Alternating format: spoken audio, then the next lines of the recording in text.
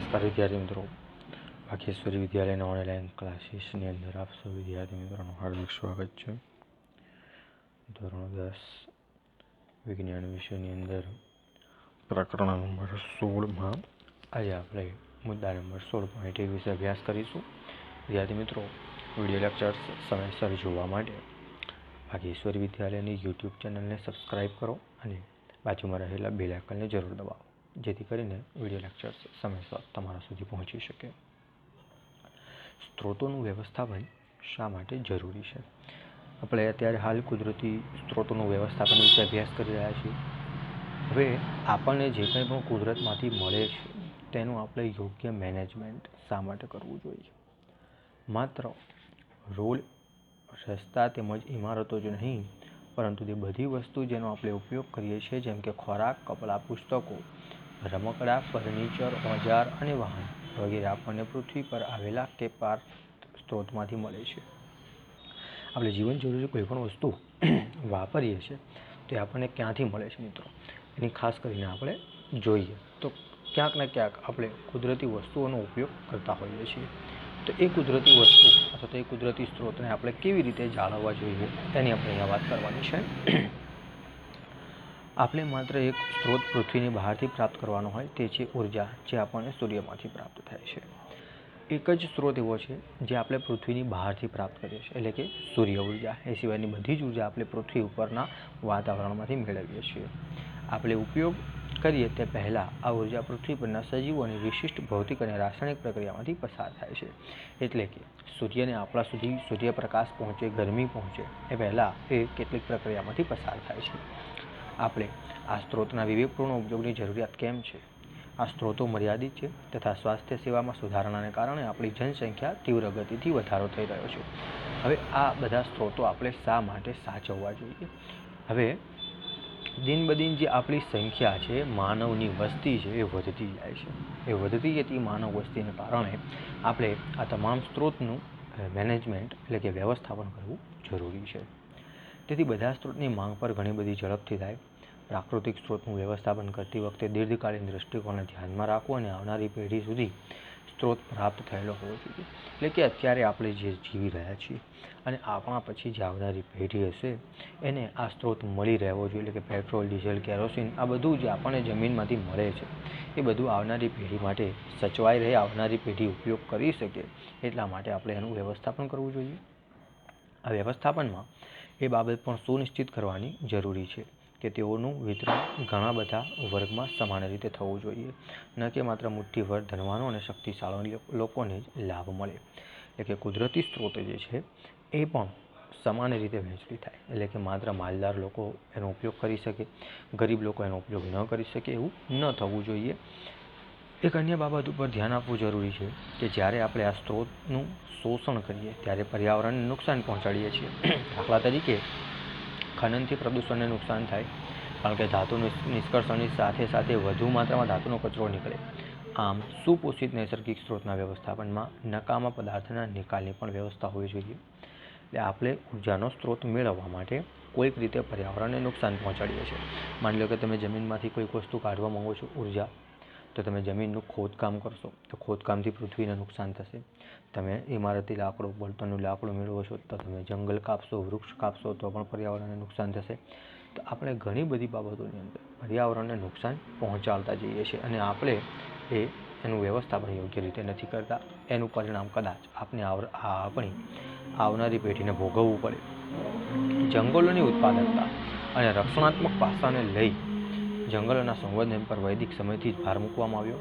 વૈદિક કાળના અંતમાં ખેતીને મુખ્ય આર્થિક પ્રવૃત્તિ સ્વીકારવામાં આવેલી અને જ્યારે વૈદિક કાળ અંત ભાગમાં જંગલો, વનરાજી જેવા કુદરતી સ્થળોએ પવિત્ર ધાર્મિક સ્થળની તરીકે માનવની શરૂઆત થઈ। વૈદિક કાળ એટલે કે જૂનો જે સમય છે ત્યાંથી લઈ અને આપણે પર્યાવરણ સાચવવાની આપણને વારંવાર ઉપદેશ આપવામાં આવ્યો, સૂચના આપવામાં આવી। અને આમ પણ ભારતની જે જનતા છે એ પ્રકૃતિ પ્રેમી, પર્યાવરણ પ્રેમી છે। એટલે કે હિન્દુ સંસ્કૃતિની અંદર અથવા તો બીજા ધર્મની અંદર આ પ્રકૃતિનો ખાસ ખ્યાલ રાખેલો છે અને કેટલાક લોકો એની પૂજા પણ કરતા હોય છે। પારંપરિક વન્ય પ્રવૃત્તિની સંકલ્પનાનો ઉદ્ભવ થયો। બીજી બાજુ વન્ય પ્રવૃત્તિ સિવાય પણ રીતિ રિવાજ અને ધાર્મિક માન્યતાઓ કુદરત અને કુદરતી સ્ત્રોતના સંરક્ષણ માટે ઉપયોગ કરવાની શરૂઆત થઈ. એટલે કે કેટલીક વસ્તુઓ ધર્મને આધારે જોડી અને પ્રકૃતિનું સંરક્ષણ પણ થતું ગયું, જેમ કે તુલસી પૂજા છે, વડ સાવિત્રીનું વ્રત છે, બરાબર, વગેરેની, નદીની પૂજા છે, સૂર્યની પૂજા છે. આ બધું ધાર્મિક મહત્ત્વ એમને આપાતી અને પૃથ્વીના સ્ત્રોત ઉપર વિવિધ મહત્ત્વ તમને સમજાવતા ગયા. જોઈએ મુદ્દા નંબર 16.2, જંગલ અને વન્યજીવો. જંગલ અને જૈવ વિવિધતા વિશિષ્ટ સ્થળ છે. જૈવ વિવિધતાનો એક આધાર છે તે વિસ્તારમાંથી મળી આવનારી વિવિધ જાતિની સંખ્યા. જો કે સજીવો તેમના વિશિષ્ટ રૂપો, હવે વનસ્પતિ પણ જુદી જુદી રૂપે હોય અથવા તો સજીવો જુદી જુદી રૂપે હોય. કયા રૂપે હોય? બેક્ટેરિયા, ફૂગ, દ્વિઅંગી, ત્રિઅંગી, સપુષ્પી, કીટક, પક્ષી, સૂત્રકૃમિ, આ તમે 9મા ધોરણની અંદર ભણીને આવ્યા છો, વગેરે મહત્વપૂર્ણ છે. વારસાગત જૈવ વિવિધતાનું સંરક્ષણ કરવાનો પ્રયત્ન એ પ્રાકૃતિક સંરક્ષણના મુખ્ય ઉદ્દેશમાંનો એક છે. પ્રયોગ અને ક્ષેત્ર અભ્યાસથી આપણે જાણકારી મળે કે વિવિધતાનો નાશ કરવાથી પરિસ્થિતિ સ્થાયિત્વ પણ નાશ પામે છે. એટલે કે જંગલોના નાશ કરવાથી આપણું જે સ્થાયિત્વ છે, પ્રકૃતિમાંથી આપણને જે ફાયદો મળે છે એ ફાયદો આપણો બંધ થઈ જતો હોય છે. જંગલને લગતી વ્યક્તિઓ, આ ખાસ વિદ્યાર્થી મિત્રો મોસ્ટ આઈએમપી પ્રશ્ન છે, ખાસ ધ્યાનમાં રાખીશું આને. આપણે જંગલની વિવિધ નિપજોનો ઉપયોગ કરીએ છીએ. જંગલ સ્ત્રોત પર આપણી નિર્ભરતા વિવિધ છે. લોકોની પાસે વિકલ્પ છે, પરંતુ કેટલાકની પાસે વિકલ્પ નથી. જ્યારે આપણે વન સંરક્ષણની વાત કરીએ ત્યારે તેની સાથે સંકળાયેલી વ્યક્તિને ધ્યાનમાં રાખીએ. નંબર 1, જંગલની અંદર તેમજ તેની નજીક રહેનારાઓ પોતાની આવડત અને જરૂરિયાત માટે જંગલ ઉપર નિર્ભર રહે છે. જંગલની આસપાસ જે લોકો રહેતા હોય, અથવા તો જે ગામડાઓ જંગલની નજીક હોય, ત્યાંના લોકો જંગલ ઉપર નિર્ભર રહેતા. એટલે જંગલમાંથી કોઈ વસ્તુ ખાવાની મળતી હોય, કોઈ આર્થિક લાભ મળતો હોય, કોઈ ઔષધો વેચીને, લાકડા વેચીને, તો એ લોકો કામ કરતા હોય છે. નંબર 2, સરકારના વન વિભાગ કે જેની પાસે જંગલનું નિયંત્રણ છે, તે જંગલમાંથી પ્રાપ્ત સ્ત્રોતોનું નિયંત્રણ કરે છે. સરકારે એક નિશ્ચિત નિયંત્રણ માટે એક કમિટી બનાવી હોય, બરાબર છે, વન વિભાગ, વન સંરક્ષણ વિભાગ. તો એ જંગલમાંથી લાકડા ચોરાઈ જતા હોય, સ્ત્રોત ચોરાઈ જતો હોય, જંગલને નુકસાન પહોંચાડતું હોય, તો એનું એ નિયંત્રણ કરે છે. ઉદ્યોગપતિ જેઓ ટીમરૂના પર્ણોમાંથી બીડી બનાવવાથી લઈ અને કાગળ મિલ સુધી જંગલની વિવિધ નિપજોનો ઉપયોગ કરે. જોકે જંગલના કોઈ એક વિસ્તાર ઉપર આધારિત હોતા નથી. ઉદ્યોગપતિ છે જે મોટા મોટા ઉદ્યોગો સ્થાપે છે, પરંતુ એ ઉદ્યોગો ક્યાંક ને ક્યાંક જંગલ ઉપર નિર્ભર હોય, જેમ કે કાગળ ઉદ્યોગ છે, બીડી ઉદ્યોગ છે, અથવા તો અન્ય કોઈ ઉદ્યોગ છે. એ જંગલ ઉપર નિર્ભર હોય તો ઉદ્યોગપતિઓ પણ જંગલોનો નાશ કરતા હોય છે. પ્રકૃતિ પ્રેમી કે વન્યજીવ અને પ્રકૃતિનું મૂળ સ્વરૂપમાં સંરક્ષણ ઈચ્છે. હવે પ્રકૃતિનું સંરક્ષણ એટલે કે આ બધી જ બાબતો જે જંગલની અંદર છે, તો વન્યજીવો પણ જંગલની અંદર રહેતા હશે એવા વ્યક્તિઓની આપણે વાત કરીએ. અહીંયા આવો જોઈએ કે પ્રત્યેક સમૂહને જંગલથી શું પ્રાપ્ત થાય. સ્થાનિક લોકોને વધારે માત્રામાં બળતણનું લાકડું, નાની લાકડી, છાપરા માટેના લાકડાની જરૂરિયાત હોય, તો વાંસનો ઉપયોગ ઝૂંપડીના ટેકા બનાવવા માટે, ખાદ્ય પદાર્થને એકત્રિત કરવા, જળ સંગ્રહની ટોપલી બનાવવા, ખેતીના સાધનો બનાવવા, માછલા પકડવાની જાળ બનાવવા વગેરે આ વ્યક્તિઓ ઉપયોગ કરે છે. એટલે ક્યાંક ને ક્યાંક આપણે જંગલમાંથી મળતી પેદાશોનો આ બધી વસ્તુ બનાવવા માટે ઉપયોગ કરતા હોઈએ છીએ, જે તમને ઉપર સમજાવ્યું.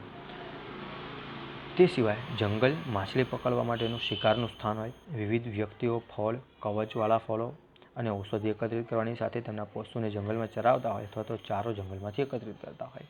કેટલીક ઔષધિ તમને જંગલમાંથી મળતી હોય, કેટલાક નિશ્ચિત પ્રકારના ફળ મળતા હોય, કેટલીક નિશ્ચિત પ્રકારની શાકભાજી મળતી હોય, અને કેટલાક લોકો પોતાના જાનવરને ત્યાં ચરાવવા લઈ જતા હોય છે. શું તમને લાગે છે કે વન સંપદાનો આ રીતે ઉપયોગ કરવાથી આ સ્ત્રોતો નાશ થઈ જશે? એ પણ ન ભૂલવું જોઈએ કે અંગ્રેજો આવીને જંગલોનું હસ્તાંતરણ કર્યું તે પહેલાં સદીઓથી લોકો આ જંગલમાં રહેતા અને તેના સંપોષણ માટેની પ્રવિધિ પણ વિકસાવેલી હતી. એટલે કે જો આપણે જંગલોનો આવી રીતે ઉપયોગ કરીએ તો એ ભવિષ્યમાં પૂર્ણ થઈ જાય ખરો? તો એ પૂર્ણ ન થાય તે માટે આપણે જે જંગલોનો ઉપયોગ કરીએ છીએ તેની સમતુલન જાળવવા માટે સામે આપેલા વૃક્ષો પણ ઉછેરવા જોઈએ. અંગ્રેજોએ ન માત્ર આધિપત્ય જમાવ્યું, પણ તેઓની જરૂરિયાત માટે જંગલોનું નિર્મમતાથી શોષણ પણ કર્યું. તેઓએ મૂળ આદિવાસીને માત્ર સીમિત કે મર્યાદિત વિસ્તારમાં રહેવા માટે લાચાર બનાવ્યા અને વન સ્ત્રોતની કોઈપણ મર્યાદા વગર અતિશોષણ કરવાની શરૂઆત કરી. એટલે કે અંગ્રેજોએ માત્ર આપણી ઉપર ગુલામી થાપી દીધી એવું નથી. કેટલાક લોકો જે જંગલોનો નાશ કરતા હતા એને પણ એ લોકોએ બચાવ્યું છે. અંગ્રેજોના કેટલાક સારા કામો છે, જેમ કે કોઈ મોટી ઇમારત છે વગેરે, રેલવે નાખી, તેવા કોઈ પ્રકૃતિને બચાવવાના પણ કેટલાક એમના સારા કામો રહેલા છે. સ્વતંત્રતા પછી અંગ્રેજોથી વનનું નિયંત્રણ તો આપણા હસ્તક થયું, પરંતુ વ્યવસ્થાપનમાં સ્થાનિક લોકોની જરૂરિયાત અને તેમના જ્ઞાનની ઉપેક્ષા હતી. હવે આપણો દેશ આઝાદ થયો એટલે અંગ્રેજોનું જે વહીવટ હતો એ બધું આપણી પાસે આવ્યો, એટલે જંગલનું સંરક્ષણ કરવું પણ આપણા હેઠળ આવ્યું. આ કે આપણે જંગલનું સંરક્ષણ કરીશું, પરંતુ એના માટે લોકો પાસે જ્ઞાન હોવું જોઈએ. આમ જંગલનો ખૂબ મોટો વિસ્તાર એક જ પ્રકારના વૃક્ષો જેમ કે પાઇન, સાગ, નીલગિરીના જંગલોમાં પરિવર્તિત થતો હોય.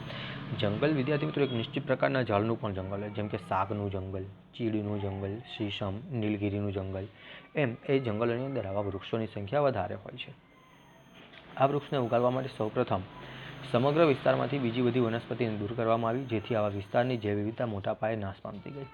હવે સાગનું જંગલ હોય કે નીલગિરીનું જંગલ હોય તો એની અંદર જો કોઈ બીજા વૃક્ષ હોય તેને પાડી નાખવામાં આવે, કાપી નાખવામાં આવે, એટલે કે જે વિવિધતા હતી જંગલની એ નષ્ટ થઈ ગઈ ત્યાંથી.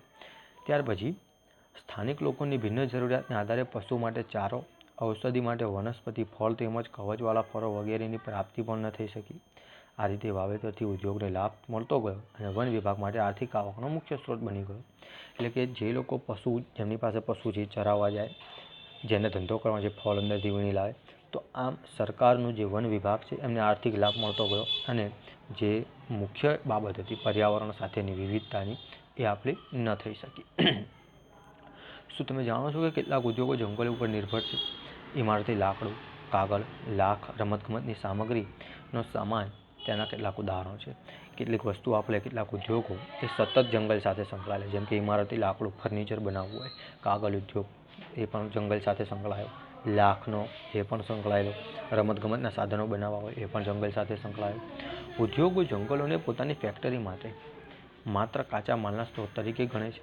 પોતાના સ્વાર્થ માટે લોકો એક મોટો વર્ગ સરકાર તરફથી ઉદ્યોગો માટે કાચા માલને ખૂબ જ ઓછી કિંમતે પ્રાપ્ત કરવા તત્પર હોય છે. એટલે કે જે જંગલના વહીવટ કરતા હોય છે એ ઉદ્યોગોને કાચો માલ જે છે, લાકડું છે અથવા તો કોઈ નિશ્ચિત પ્રકારની વનસ્પતિ એ ખૂબ જ સસ્તા ભાવે આપી દે છે, કારણ કે સ્થાનિક નિવાસી તુલનામાં વ્યક્તિઓની પહોંચ સરકારમાં ઘણી વધારે હોય. આમ તેઓને ક્ષેત્ર કે વિસ્તારની જાણકારી તેમજ વિકાસમાં કોઈ રસ નથી હોતો. ઉદાહરણ તરીકે કોઈ જંગલ શાકના બધા વૃક્ષોને કાપી નાખ્યા પછી અન્ય દૂરના જંગલમાંથી હવે શાક પ્રાપ્ત કરવા માંડે, તેઓ એ વાતથી કોઈ મતલબ નથી કે જંગલોનો ઉપયોગ સુનિશ્ચિત રીતે કરે, જેથી તે આવનારી પેઢી માટે પ્રાપ્ત થઈ શકે. તમારા મંતવ્ય પ્રમાણે આ પ્રકારનો વ્યવહાર કરનારા લોકો સાથે રોકવા જોઈએ કે નહીં? તો સરકારે જે જંગલ વિભાગ માટે માણસો નિશ્ચિત કર્યા છે એ માણસો આવો ભ્રષ્ટાચાર કરીને, આવી નકામી બાબતોને પ્રોત્સાહન આપીને પોતે આ પ્રકારનું કામ કરતા હોય છે અને જંગલને નુકસાન પહોંચાડતા હોય છે. તો વિદ્યાર્થી મિત્રો, આજના વિડીયો લેક્ચર્સની અંદર તમે જે કંઈ પણ શીખ્યા એ વારંવાર પુનરાવર્તન કરજો. આવતા વિડીયો લેક્ચર્સની અંદર આપણે સવિશેષ અભ્યાસ કરીશું. ધન્યવાદ.